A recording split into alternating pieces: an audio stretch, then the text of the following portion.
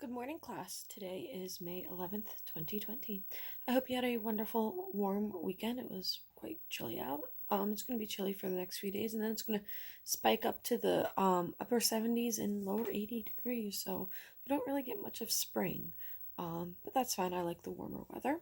If you celebrated Mother's Day this weekend, I hope you had a wonderful Mother's Day with your moms, cousins, sisters, aunts, grandmas, whoever you could reach out to. I know it's been very difficult and not exactly the Mother's Day that we wanted, but make it work.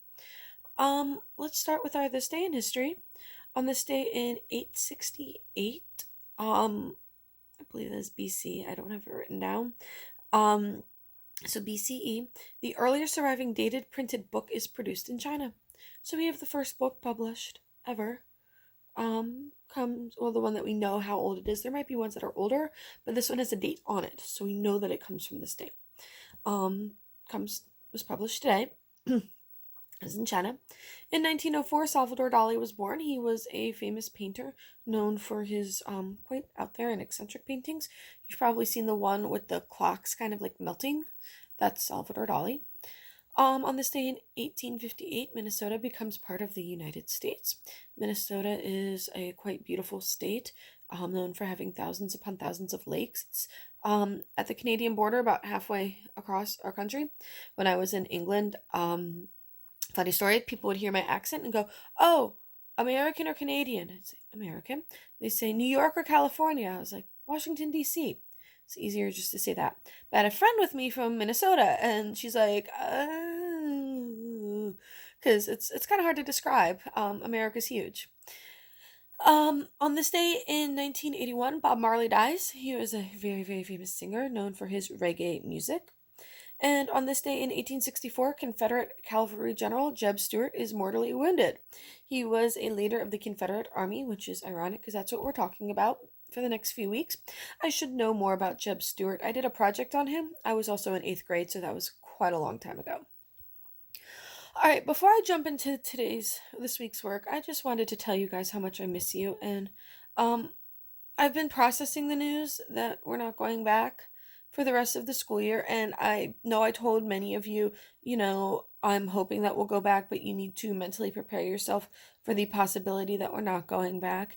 Um, Yet I wasn't taking time to mentally prepare myself for that. And it's weird. As a teacher, I'm used to being with students. I'm used to being in front of them, interacting with them. I mean, I'm interacting with the same 7 people pretty much on a regular basis. The 3 people living in this house, plus my next door neighbors, and one of them's 3. So I'm interacting with a 3-year-old on a regular basis. I'm going a little crazy. I'm used to 150 students at least every single day that I'm talking to, interacting with, joking with, just being with. And it's definitely been hard for me. And now the thought of not seeing you guys again gets me really upset. Especially because you're 8th graders, so I won't be able to see you next year. And you know, I didn't want this video to get all emotional, but you know, I came to Banneker this year. This is only the second school I've ever taught at. I taught at Lee for 6 years, and you guys were so welcoming. I really was a nervous wreck. I knew Miss Wang and Miss Primrose Hutton before coming here. I had met them a few years ago and became friends with them and everything, so it was great having them here. But I was really worried, what am I going to do about these students? I don't know them. I knew students at Lee. They knew me. I had this whole network. I had parents who I taught. For one family, I taught 3 out of the 4 brothers. And I broke the news to the parents that I was leaving and wouldn't get the fourth, and they were upset and stuff like that. And I didn't have that at Banneker. It was a clean slate in that aspect, and you guys were just so wonderful and welcoming to me. And there were bumps in the road. This was a challenging year, but we got through it. And it's going to take a while for things to get back to normal. I'm not expecting things to go back to normal until next year, 2021. But, I mean, we're going to get through it, and I'm going to miss you guys terribly. And we still have a few weeks together. So we still got this. We got this. We'll make it. All right, on that note, let's shift gears a little bit. Your work for this week, you're going to learn about the difference between the Confederate States of America and the United States of America. So, the Confederate States, sorry, I have to switch my grip a little bit. The Confederate States of America was the southern states. They broke away from the Union. They're like, we're done. We want to be our own country. And the United States is like, no, no, no, no, no. You got to come back to us. And so, what were the differences between them? What did they believe in? What were the populations like? What was life like? And we kind of talked about this a little bit last week when you did the diary entries. So, it's a Google Doc, not a Google slide.